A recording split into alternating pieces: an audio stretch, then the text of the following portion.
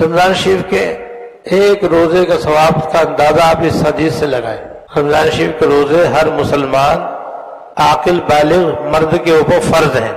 ہر مسلمان عاقل بالغ مرد عورت کے اوپر رمضان شریف کے روزے رکھنا فرض ہے، لہذا بغیر عذر شرعی کے کوئی روزے چھوڑے نہیں، رکھے۔ اگر معتبر عذر کی وجہ سے چھوٹ جائیں تو پھر رمضان کے بعد ان کی قضا رکھے۔ لیکن جیسے نماز فرض ہے،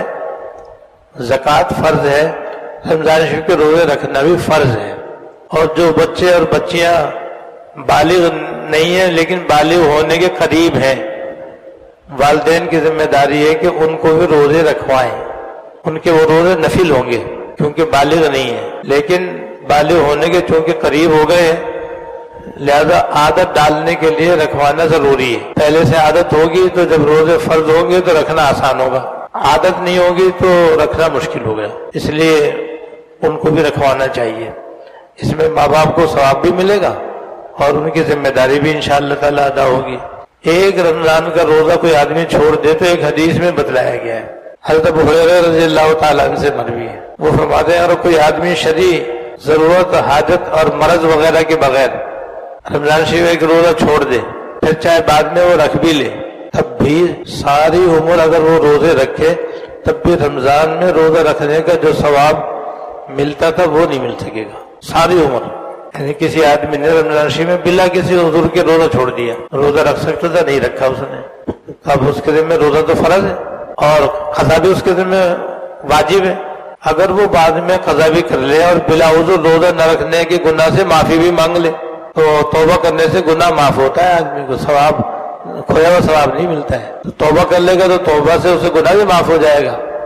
اور قضا رکھ لے گا تو وہ روزے کی قضا بھی ادا ہو جائے گی۔ لیکن رمضان شریف میں روزہ رکھنے کا جو ثواب عظیم تھا وہ اس کے بعد اگر ساری عمر روزے رکھے تب بھی رمضان شریف میں رکھنے کا جو ثواب تھا وہ نہیں مل سکتا، اتنا یہ اہم روزہ ہے یہ۔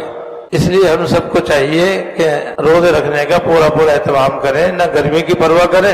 نہ سردی کی پرواہ کریں، نہ بھوک کی پرواہ کریں، نہ پیاس کی پرواہ کریں، بس روزہ رکھنے کا اہتمام کریں، چاہے اس کے لیے دنیاوی کام بھی ہمیں چھوڑنے پڑیں لیکن چھوڑیں، اس لیے کہ روزہ رکھنا فرض ہے۔ سارے کام آگے پیچھے ہو سکتے ہیں، یہ بھی میں نے عرض کیا تھا کہ اللہ تعالیٰ نے سال کے 12 مہینے بنائے ہیں، اللہ تعالیٰ نے 11 ہمارے لیے بنائے، دنیا حاصل کرنے کے لیے، کمانے کے لیے،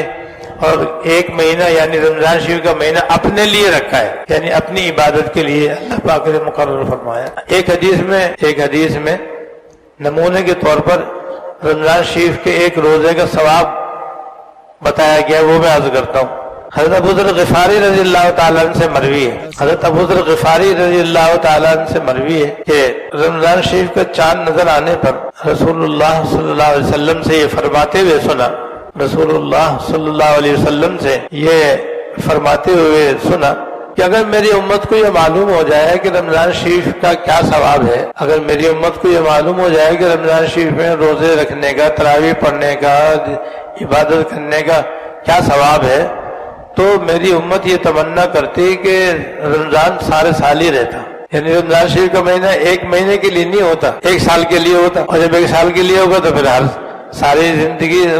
روزہ رمضان ہوگا۔ وہ کہتے ہیں کہ رمضان شریف میں اتنا ثواب ہے، رمضان شریف کا اتنا ثواب ہے، یعنی رمضان شریف کی عبادت کا اتنا اجر و ثواب ہے کہ اگر وہ ثواب میری امت کے لوگوں کو معلوم ہو جائے تو وہ یہ تمنا کرتے ہیں کاش رمضان شریف کا مہینہ ایک ماہ کے لیے نہ ہوتا، پورے سال کے لیے ہوتا۔ تو قبیلہ خزاعہ کا ایک آدمی کھڑا ہوا اور اس نے کہا کہ حضور پھر آپ ہمیں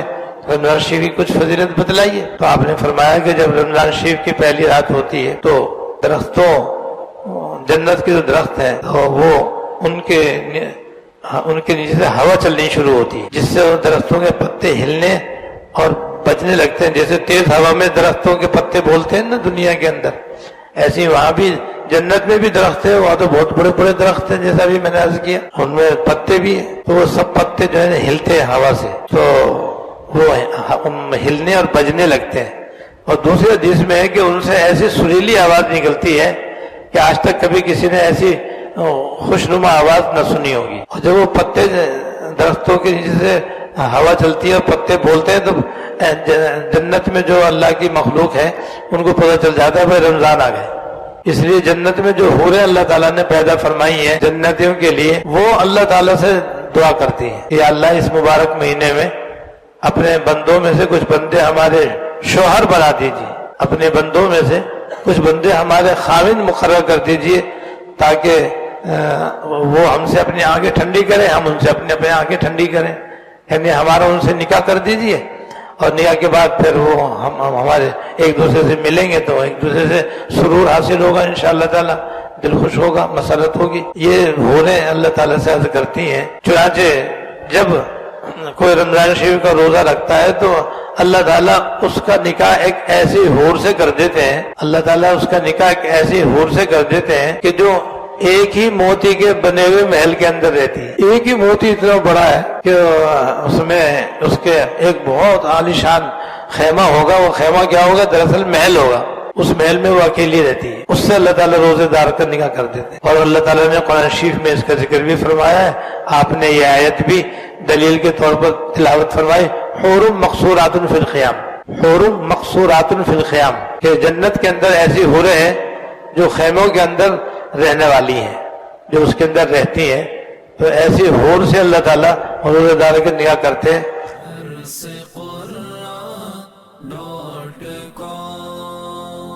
www.darsequran.com